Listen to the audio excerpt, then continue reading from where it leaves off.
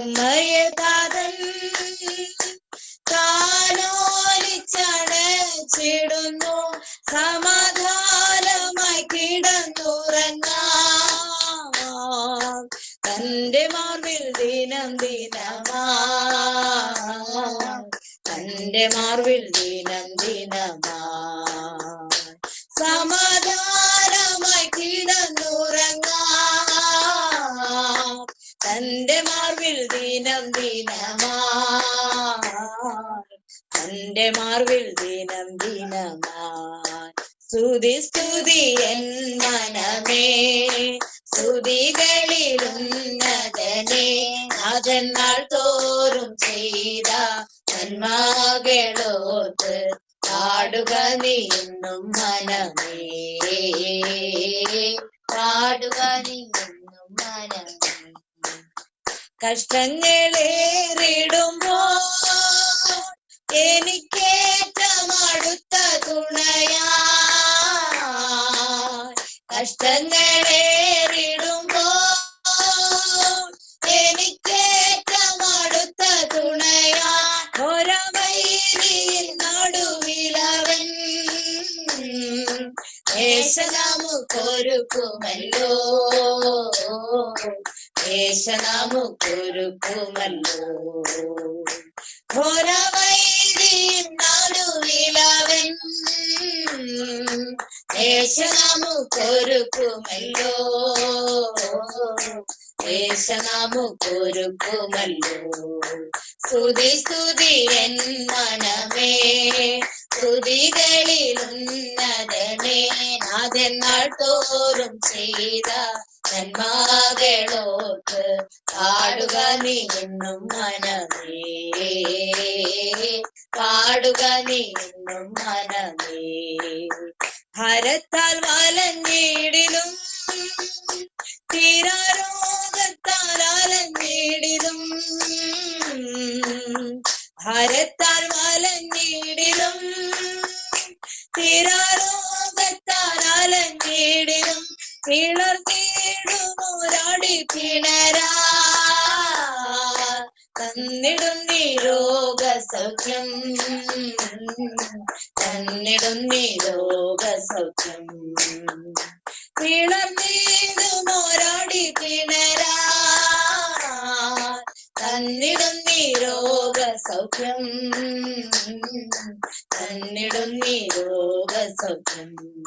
സ്തുതി സ്തുതി എൻ മനമേ, സ്തുതികളിലുന്നതനെ, അതെന്നാൾ തോറും ചെയ്ത നന്മകളോർത്ത് പാടുക നീ എന്നും മനമേ. വന്ദനവും അറിയിക്കുന്നു. ദൈവം നിങ്ങളെല്ലാവരും ധാരാളമായി അനുഗ്രഹിക്കട്ടെ. അല്പനിമിഷം ചിന്തയ്ക്കായി അപ്പോസ്തലനായ പൗലോസ് റോമർക്ക് എഴുതിയ ലേഖനം അതിൻ്റെ 8-ാം അധ്യായം അതിൻ്റെ 18-ാമത്തെ വാക്യം, നമ്മൾ വെളിപ്പെടുവാനുള്ള തേജസ് വിചാരിച്ചാൽ ഈ കാലത്തിലെ കഷ്ടങ്ങൾ സാരമില്ല എന്ന് ഞാൻ എണ്ണുന്നു. സ്തോത്രം. വളരെ അനുഗ്രഹിക്കപ്പെട്ട ഒരു വേദാംശമാണ് നമ്മളിവിടെ ചിന്തിക്കാൻ കഴിഞ്ഞത്. ഇവിടെ നമ്മൾ വായിച്ചത് ഇങ്ങനെയാണ്, ആമേൻ, നമ്മിൽ വെളിപ്പെടുവാനുള്ള തേജസ് വിചാരിച്ചാൽ. ഹല്ലേലൂയ. പൗലോസ് വളരെ വ്യക്തമായി പറയുന്ന ആമേൻ ചില അനുഭവങ്ങളിൽ കൂടെയാണ് താൻ ഈ വാക്ക് പ്രസ്താവിക്കുന്നത്. സ്തോത്രം. ഒത്തിരി വേദനയിൽ കൂടെയൊക്കെ പൗലോസ് കടന്നുപോയി. സ്തോത്രം. അവിടെ എല്ലാം താൻ അവിടെയൊക്കെ ദൈവനാമത്തെ ഉയർത്തുവാനിടയായി. സ്തോത്രം. നോക്കിക്കേ, അപ്പോൾ കഷ്ടങ്ങൾ വരുമ്പോൾ, വേദനകൾ വരുമ്പോൾ, പ്രശ്നങ്ങൾ വരുമ്പോൾ അവിടെയെല്ലാം ഒറ്റ കാര്യമേ ഉള്ളൂ, ഒരു തേജസ് നമ്മുടെ മേൽ വെളിപ്പെടുവാനുണ്ട്. സ്തോത്രം. അപ്പോൾ ഈ തേജസ് വെളിപ്പെടുവാനുള്ള തേജസ്സിനെ ഒന്ന് ഓർത്താൽ ഈ കാലത്തിലെ കഷ്ടങ്ങളൊന്നും എന്തില്ല, സ്ഥാനമില്ല. സ്തോത്രം. ആമേൻ.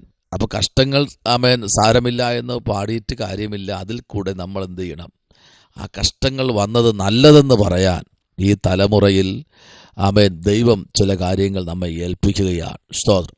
അതേപോലെ തന്നെയാണ് ഇവിടെ പൗലോസ് പറയുന്നത്, പ്രൈസ് ദി ലോർഡ്, എൻ്റെ ജീവിതത്തിൽ ഒരുപാട് വേദനകളും പ്രയാസങ്ങളും ഒക്കെ ഇതിൽ എനിക്ക് എൻ്റെ ജീവിതത്തിൽ കടന്നു വന്നു. Price the Lord. അവിടെ എല്ലാം സ്തോത്രം, പ്രൈസ് ദി ലോർഡ്, ഞാൻ കർത്താവിൻ്റെ തേജസ് അല്ലെങ്കിൽ കർത്താവിൻ്റെ ആ ഒരു മഹത്വം എൻ്റെ മേൽ വെളിപ്പെടുവാനുണ്ട്. സ്തോത്രം. Praise the Lord. ആമേൻ. അതിൻ്റെ 8-ാമത്തെ അധ്യായത്തിൻ്റെ 16-ാമത്തെ വാക്യം വായിക്കുമ്പോൾ, നാം ദൈവത്തിൻ്റെ മക്കൾ എന്നും ആമേൻ ആത്മാവ് താനും, പ്രൈസ് ദി ലോർഡ്, നമ്മുടെ ആത്മാവോട് കൂടെ സാക്ഷ്യം പറയുന്നു. Price the Lord. അപ്പോൾ നമ്മൾ ആരെന്നറിയാമോ? നാം ദൈവത്തിൻ്റെ മക്കളാണ്. സ്തോത്രം. ഇപ്പോൾ ദൈവത്തിൻ്റെ മക്കളായിരിക്കുമ്പോൾ പിതാവ് അനുഭവിച്ച കഷ്ടങ്ങളിലെ കൂടെയൊക്കെ നമുക്ക് കടന്നു പോകേണ്ടി വരും. Praise the Lord. ആമേൻ. കഷ്ടങ്ങളിലൊക്കെ കൂടെ കടന്നു പോകേണ്ടി വരും. മാത്രമല്ല, ആമേൻ, നമ്മളുടെ കൂടെ ഉണ്ടായിരിക്കുമെന്ന് പറഞ്ഞ പലരുമൊക്കെ നമ്മെ ത്യജിച്ചു പോകുന്ന നിമിഷങ്ങളൊക്കെ ആയിരിക്കും. പ്രശ്നം അവിടെ എല്ലാം ആമേൻ ഈ കൃപ വെളിപ്പെടുവാനുണ്ട്. സ്തോത്രം. ആമേൻ.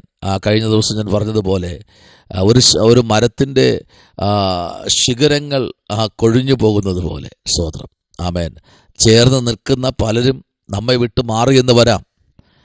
ആമേൻ. ആ മരത്തോട് ചേർന്ന് നിൽക്കുന്ന അല്ലെങ്കിൽ മരത്തോട് ചേർന്ന് നിന്ന് വളർന്ന, ആമേൻ, ആ തടിയോട് ചേർന്ന് നിന്ന് വളർന്ന ആമേൻ പല ശിഖരങ്ങളും പല പൂക്കളുകളും ആമേൻ ഇലകളും എല്ലാം കൊഴിഞ്ഞുപോയി. സ്തോത്രം. ആമേൻ. എങ്കിലും ആമേൻ പൗലോസ് പറയുകയാണ്, നമ്മൾ എന്തുണ്ട്? നാം ദൈവത്തിൻ്റെ മക്കൾ എന്ന് ആത്മാവ് താനും. Price the Lord. അപ്പം നാം ദൈവത്തിൻ്റെ മക്കളാണ് എന്നുള്ളത് ആത്മാവ് തന്നെ വെളിപ്പെടുത്തുകയാണ്. ആമേൻ. അപ്പം ദൈവം അനുഭവിച്ച കഷ്ടങ്ങളും വേദനകളും ഈ തലമുറയിൽ നാം അനുഭവിക്കേണ്ടതാകുന്നു. Praise the Lord. ഹല്ലേലൂയ. എന്നാൽ 11-ാമത്തെ വാക്യം പറഞ്ഞ്, യേശുവിനെ മരിച്ചവരിൽ നിന്ന് എഴുന്നേൽപ്പിച്ചവൻ്റെ ആത്മാവ് നിങ്ങളിൽ വസിക്കുന്നു എങ്കിൽ, ക്രിസ്തേശുവിനെ മരണത്തിൽ നിന്ന് ഉയർപ്പിച്ചവൻ നിങ്ങളിൽ വസിക്കുന്നു. തൻ്റെ ആത്മാവിനെ കൊണ്ട് നിങ്ങളുടെ ആമേൻ മർദ്യ ശരീരങ്ങളും ജീവിപ്പിക്കും. Praise the Lord. അപ്പോൾ ആത്മാവ് എന്ത് ചെയ്യും? നിങ്ങളുടെ മർദ്യ ശരീരങ്ങളെയും എന്ത് ചെയ്യും? ജീവിപ്പിക്കും. അപ്പോൾ ആത്മാവ് ഒരു മനുഷ്യനെ നടത്തുവാൻ തുടങ്ങിയാൽ, ഇപ്പോൾ ശരിക്കും ശ്രദ്ധിക്കേണ്ട കാര്യമുണ്ട്, നമ്മെ നടത്തുന്നത് ഏത് ആത്മാവാണെന്ന് കൂടെ ഒന്ന് മനസ്സിലാക്കണം. സ്തോത്രം. ബന്ധങ്ങളെ വിച്ഛേദിക്കുന്ന ആത്മാവ് ഒരിക്കലും ദൈവത്തിൻ്റെ ആത്മാവല്ല. സ്തോത്രം. ആമേൻ. അത് പൈശാചിക മണ്ഡലമാണ്. ആമേൻ. നമ്മെ ചേർത്ത് ആമേൻ അകറ്റി നിർത്തുന്ന ആത്മാവ് ദൈവത്തിൻ്റെ ആത്മാവല്ല. ആമേൻ.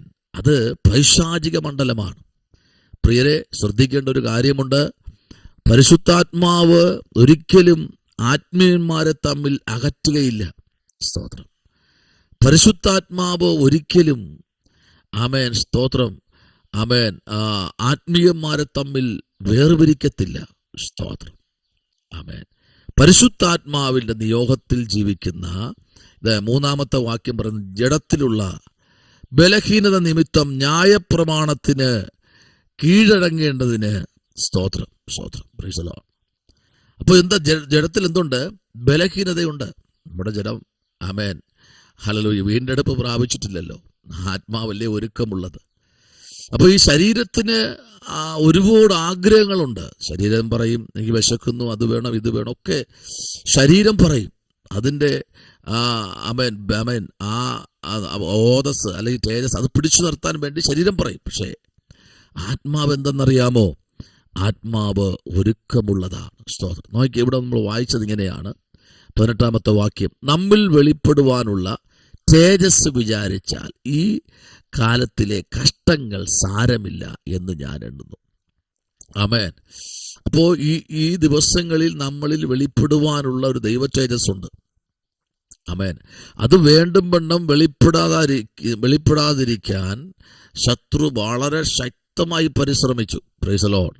ആമേൻ. പൗലോസിനെ പലപ്പോഴും ആമേൻ കർത്താവിൽ നിന്ന് തന്നെ വേർപിരിക്കാൻ വേണ്ടി പലപ്പോഴും, പ്രൈസ് ദി ലോർഡ്, ശത്രു പൗലൂസിൻ്റെ പുറകെ തന്നെ ഉണ്ടായിരുന്നു.